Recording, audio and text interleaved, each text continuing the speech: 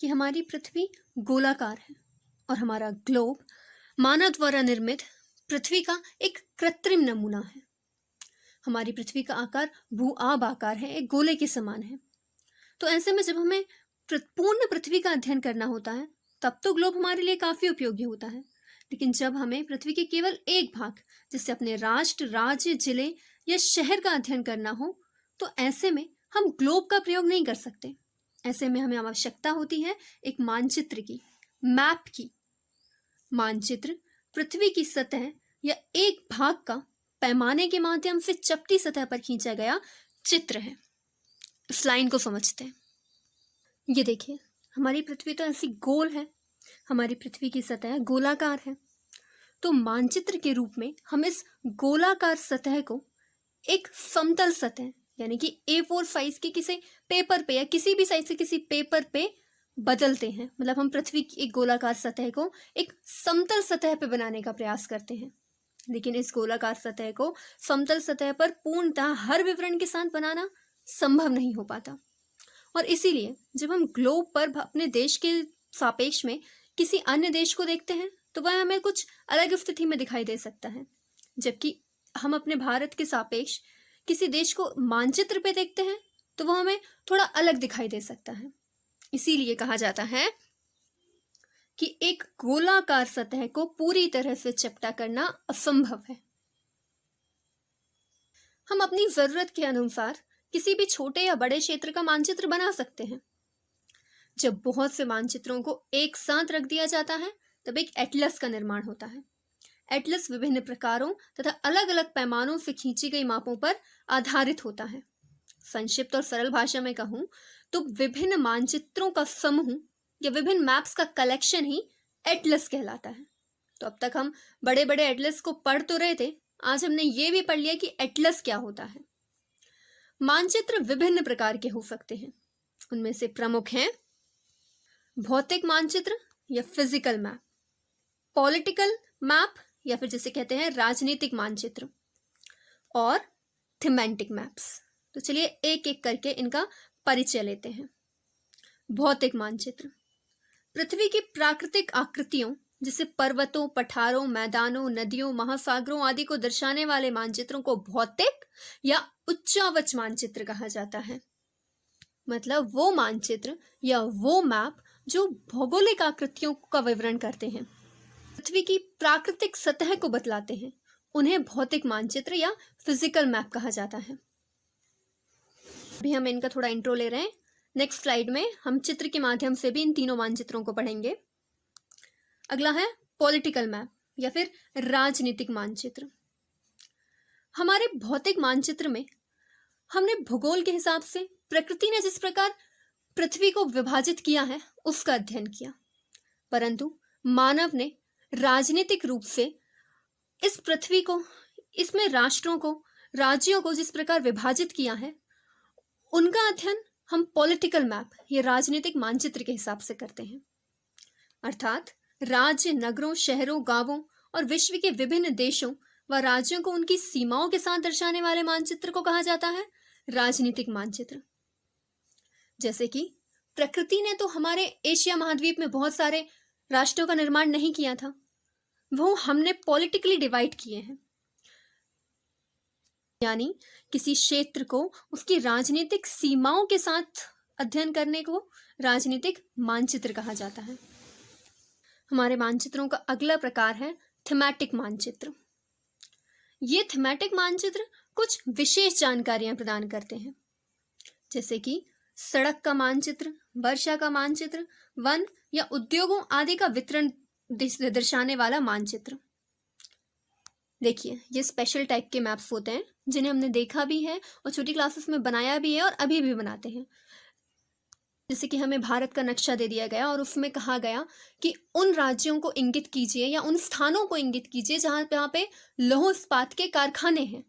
तो इस मानचित्र को हम राजनीतिक या भौतिक मानचित्र नहीं बल्कि थीमेटिक मानचित्र कहेंगे। तो चलिए अब तीनों मानचित्रों को चित्र की सहायता से समझते हैं। ये देखिए, ये है हमारे तीनों विभिन्न प्रकार के मानचित्रों के उदाहरण। ये हमारा फिजिकल मैप या फिर भौतिक मानचित्र। तो इसमें हम देख सकते हैं कि हमें विभिन्न प्रकार के पहाड़ दिख रहे हैं, यहाँ पे अलग अलग नदियाँ दिख रही हैं। लेकिन यहाँ पे इस मानचित्र में हमें ये सीमाएं नहीं दिख रही कि यहाँ पे कौन सा स्टेट कहाँ स्टार्ट हो रहा है, कहाँ ख़त्म हो रहा है, इसलिए ये फिजिकल मैप है।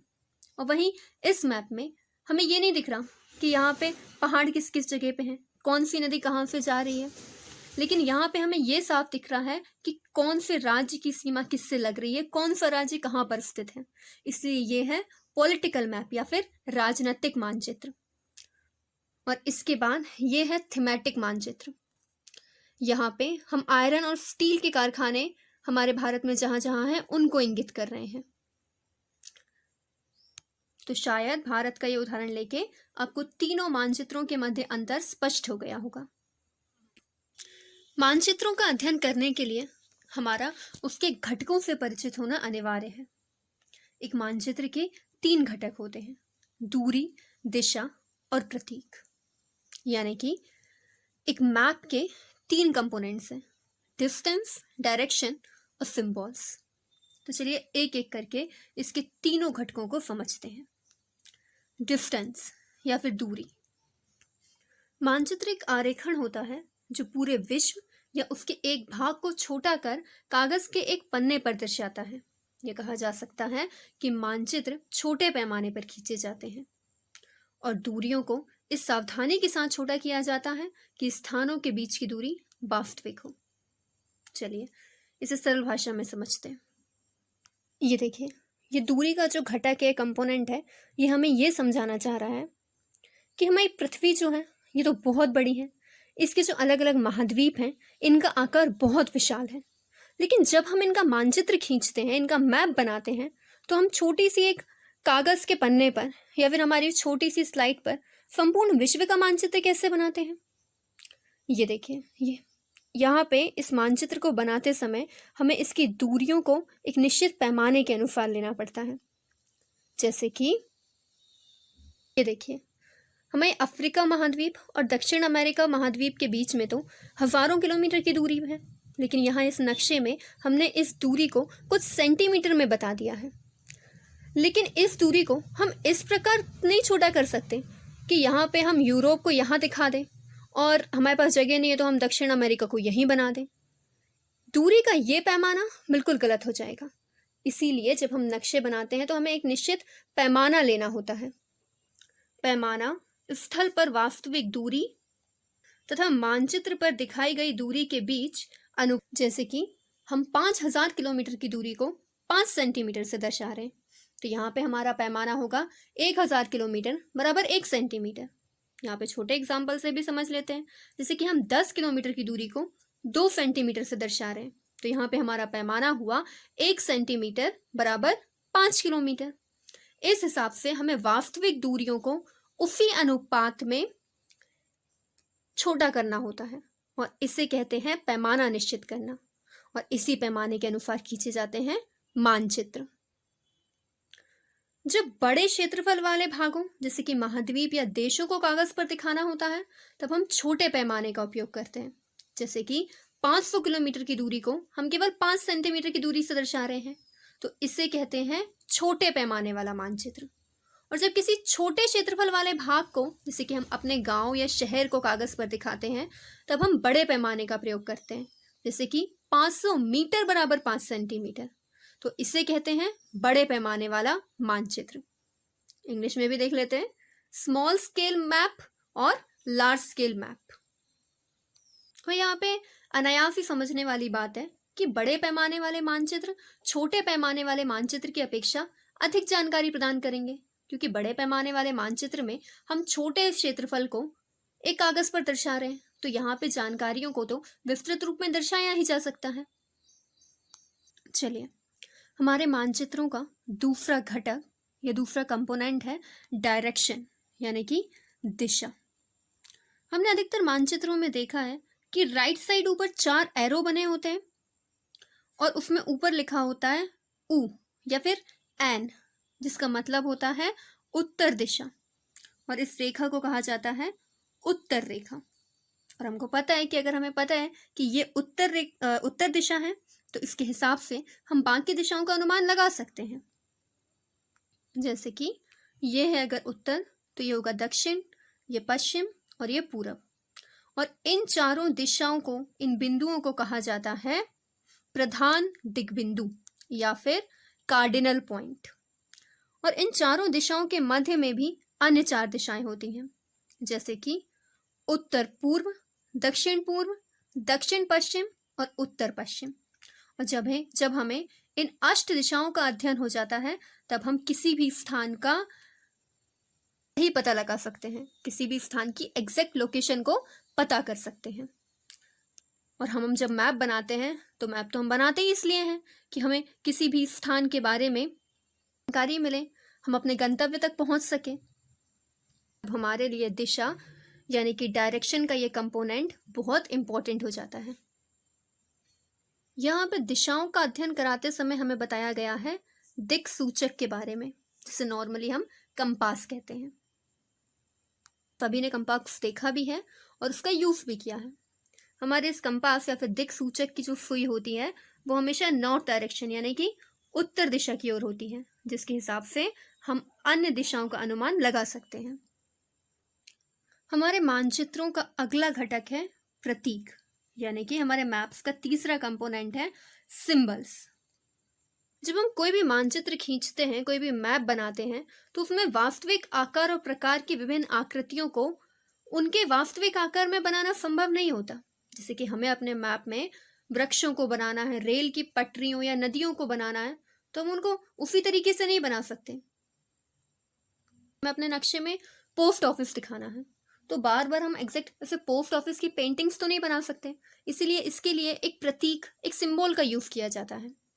ये जो प्रतीक होते हैं ये कम स्थान में अधिक जानकारी प्रदान करते हैं। इन प्रतीकों के इस्तेमाल से मानचित्र को आसानी से खींचा जा सकता है और मानचित्रों का अध्ययन करना भी आसान हो जाता है। और अगर आप एक क्षेत्र की भाषा को नहीं जानते हैं तब भी आप दिशाओं के बारे में और इन चिन्हों की सहायता से मानचित्र के बारे में जानकारी प्राप्त कर सकते हैं। ये देखिए यहाँ पे कुछ मुख्य प्रतीक चिन्ह दर्शाए गए हैं। मैंने इसके लिए आपको इंग्लिश में भी लिख दिया है, जैसे कि रेलवे लाइन। तो रेलवे लाइन 3 प्रकार की, रेलवे लाइन 2 प्रकार की और एक रेलवे स्टेशन, इनका प्रतीक चिन्ह ये है। इसके बाद रोड या सड़कों का प्रतीक चिन्ह ये है, जैसे कि पक्की सड़क ये सीधी लाइन वाली और कच्ची सड़क ये डैश डैश लाइन वाली। और इसके बाद मोस्ट इम्पॉर्टेंटली हमारी सीमा यानी कि बाउंड्रियाँ। हमारे नक्शे में अगर हमें इस प्रकार की बाउंड्री दिखाई देती है तो हम समझ जाते हैं कि इंटरनेशनल बाउंड्री है, अंतर्राष्ट्रीय सीमा है। अगर इस प्रकार की सीमा दिखती है तो हम समझ जाते हैं कि ये राजकीय सीमा है और ये जिला स्तरीय सीमा। इसके बाद विभिन्न प्रतीक चिन्ह हैं, जैसे नदी, कुएं, तालाब, नहर और पुल का। इसके अलावा मंदिर, गिरजाघर, मस्जिद और छतरी का। इसके अलावा ये interesting post office, post and telegraph और पुलिस स्टेशन का। अगर हमें अपने नक्शे में इनको दर्शाना है तो हमें इनका चित्र बनाने की जरूरत नहीं है। ये पीओ से हम पोस्ट ऑफिस को दर्शा सकते हैं, पीएस से पुलिस स्टेशन को दर्शा सकते हैं। इसके अलावा हमें अगर दर्शाना है कि यहाँ पर बस्ती है तो हम इस सिंबल का प्रयोग कर सकते हैं, और हमें कब्रिस्तान को दर्शाना है तो इस सिंबल का। इसके अलावा पेड़ और घास के लिए भी ये अलग अलग सिंबल्स यूज किए जाते हैं। यहाँ पे इम्पोर्टेंट ये है कि मानचित्रों की एक विश्वव्यापी भाषा होती है जिसे सभी आसानी से समझ सकते हैं। इन प्रतीकों के उपयोग के संबंध में एक अंतर्राष्ट्रीय सहमति है और ये रूढ़ चिन्ह या फिर कन्वेंशनल सिंबल कहे जाते हैं। इसका मतलब ये है कि इन सिंबल्स का यूज पूरे विश्व स्तर पर होता है। देखिए ये जो लाइन है इसका यूज हम अंतर्राष्ट्रीय सीमा के रूप में करते हैं।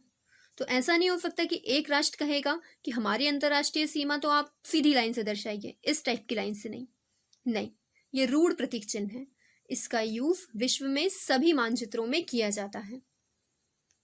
और जैसे हम विभिन्न चीजों को दर्शाने के लिए उनके विभिन्न प्रतीकों का प्रयोग करते हैं, वैसे विभिन्न चीजों को दर्शाने के लिए हम विभिन्न रंगों का भी प्रयोग कर सकते हैं। तो चलिए यहाँ हमने पढ़ लिए हैं अपने मानचित्र के तीनों घटक, यानी कि अपने मैप के तीनों कंपोनेंट, दूरी, दिशा और प्रतीक। और अब हमें जो पढ़ना है वो है रेखा चित्र, या जिसे कहा जाता है स्केच। रेखा चित्र एक आरेखण है जो पैमाने पर आधारित ना होकर याददाश्त और स्थानीय प्रेक्षण पर आधारित है। इसका मतलब यह है कि अभी तक हमने जिन मानचित्रों के बारे में पढ़ा वो निश्चित पैमाने पर आधारित होते थे, लेकिन जब हम कोई स्केच बनाते हैं तो उसमें कोई पैमाना नहीं लिया जाता। इसको उदाहरण से समझते हैं। जैसे कि हमें दर्शाना है कि एक निश्चित स्थान से पुलिस स्टेशन कहाँ है, तो इसके लिए हम कई बार रफ स्केच बना के दे सकते हैं।